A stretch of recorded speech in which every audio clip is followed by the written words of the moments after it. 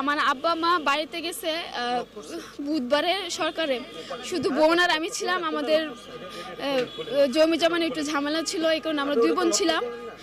তারপরে আমাদের হোটেল আছে, ওই হোটেলের শুধু সব স্টাফ চলে গেছিল, শুধু একটা স্টাফ ছিল আর কি, 20+ হবে ওনার বয়স। তারপরে দিয়ে ইয়ে করছে, তো বুধবারে তো চলে গেছে, তো উনি 2 পালা হচ্ছে যে খাবার নিয়ে যেত, আমাদের বাসা থেকে 2 পালা খাবার নিত। তো বুধবারে বৃহস্পতিবারে এই বুধবারে তো চলে গেছে আমার ফ্যামিলি, বৃহস্পতিবারে ওই লোকটা আসছে, স্টাফটা আসছে যে খাবার নিয়ে যাওয়ার জন্য, রাত্রে 11টা বা 11:30 বাজে।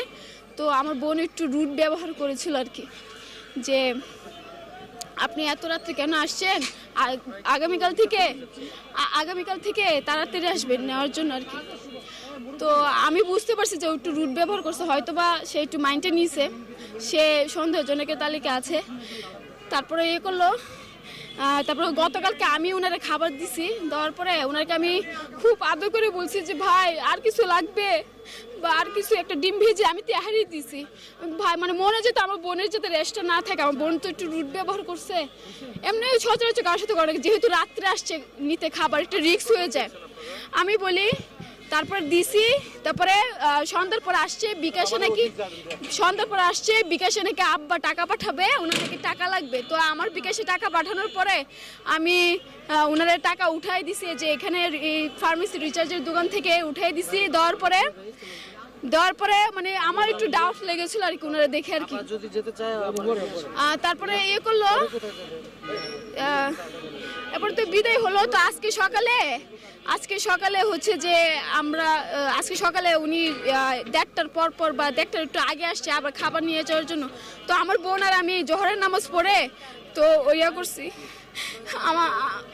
আমি রান্নাবান্না, চুলার রান্নাবান্না, কিচেন যে সব পরিষ্কার করে রেখেছে। তো আমার বোনে উঠার পরে যাতে কাজ না করা লাগে, ভাত রান্না করে করছি। তো জোহরের নামাজ পরে আমি থাকা অবস্থায় ওই লোকটা আসার পর ওরা খাবারটা দিছে, দেওয়ার পরে এরপর বলতেছে যে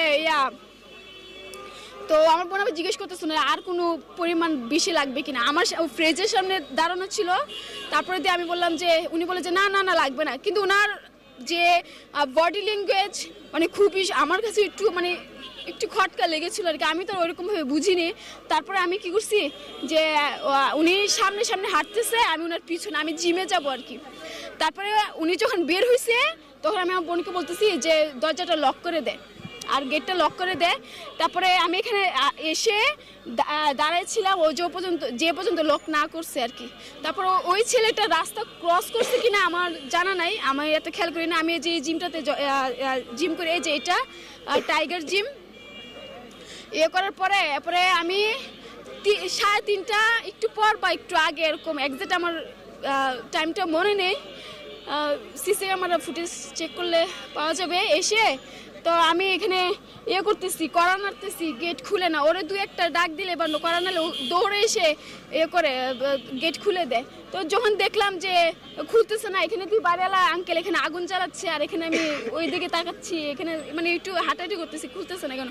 যখন আমি যে এটা আছে না, এটা আমি ঘুরালাম, দেখি যে গেট খোলা। তো গেট খোলার পরে তারপরে আমি যে মেন আমাদের যে দরজাটা, ঘরের যে মেন দরজাটা, ওইটা আমি দেখেছি সিটকেরি লাগানো। তো আমার মনে খটকা লাগছে, ও তো কোথাও যায় না, ও মানে পর্দা করতো আর কি, কোথাও একলা বের হয় না, বের হইলে একদম পর্দা দিয়ে বের করতো। তারপরে দিয়ে করছে। তা আমি দরজা খোলার পরে রুমে ঢুকার পরে তা রান্নাঘরের সাথে হচ্ছে আমার বেডরুম।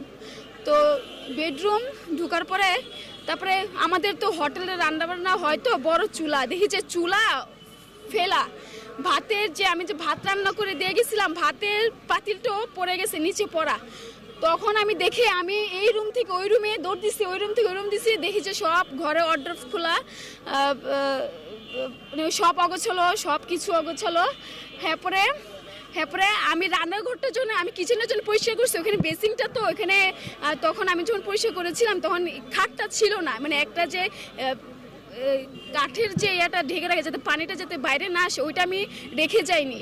তারপরে আমি করছি, তার আমি কি মনে করি জানি এটা সরাই দেখি যে আমার বোন এইভাবে কাচুকুচু করে বসা। আমি মনে করছি যে ওর মাথা হয়তোবা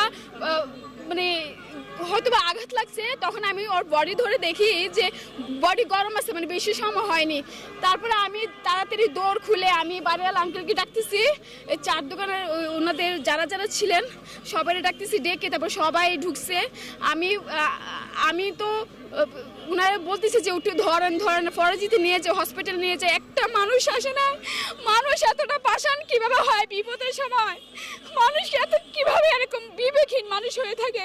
আমার বোনটা ধরে নেয়, পুরো সিনেমা ফেল। ও আমি এখান থেকে দৌড় দিতেছি, ওইখান থেকে দৌড় দিতেছি।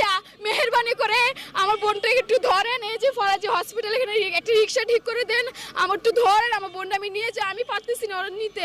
হ্যাঁ, পরে এই যে আমার ফ্রেন্ড যে ওরা আমি দেখেছি কেউ নাই। এই বাইরের আঙ্কেল উনি আমার সাথে রুট ব্যবহার করছে। উনিও বলতেছে যে আমরা কি করবো, ডাক দিছি, পুলিশ ডাক দিছি। ওর তো বডি গরম ছিল। আপনার কি বিবেক একটু বাজে নাই যে আমি একটা নিয়ে যাই, ওরা হসপিটাল ধরাধরি করে নিয়ে যাই?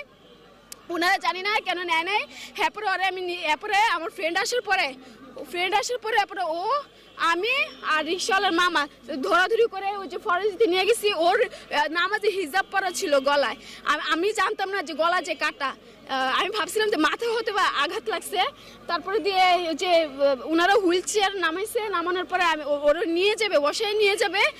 তখন যখন হিজাবটা সরাইছি, মানে প্যাঁচ লাগতেছিল, হিজাবটা যখন সরাইছি তখন দিয়েছে আমার বোনের গলা কাটা। তারপরে আবার ব্যাগ এনে এই যে এখানে আবার বাসায় আনলাম। না, ওর গলায় রশি পেঁচানো ছিল। রশি পেঁচে হয়তো বা এটা অজ্ঞান অবস্থায় ছিল বা কিছু একটা ছিল, ব্লাড ছিল না। ওরে ওই বেসিংয়ের ভিতরে বিটকেসে যে একটা লাশ রাখা হয় কাচু বাচু করে, তখন রান্নাঘরে ওই কিচেনের নিচে ওইভাবে রাখার পরে তারপরে ওরে বটি দিয়ে কাটা হয়েছে। আমার ভাইয়ের রুমে বটি ছিল। বটি দিয়ে কাটার পরে তারপরে মানে ওইখানে নেওয়ার পরে তারপরে বটি দিয়ে কাটছে। হ্যাঁ, গলা কাটছে। ওর বয়স ছিল আপনার যে 2008 সালে 4 ফেব্রুয়ারি আর কি। হ্যাঁ, পরে ঘন্টাখানিক পরে আমি সন্দেহের তালিকায় আমি আমাদের যে স্টাফটা মিলন নাম,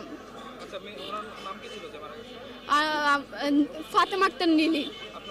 আমার নাম শোভা। জি,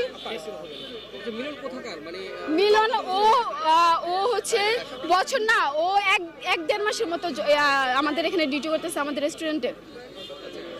1-1.5 মাস হয়েছে কিনা সন্দেহ। এটা আমার আব্বা বলতে পারবে।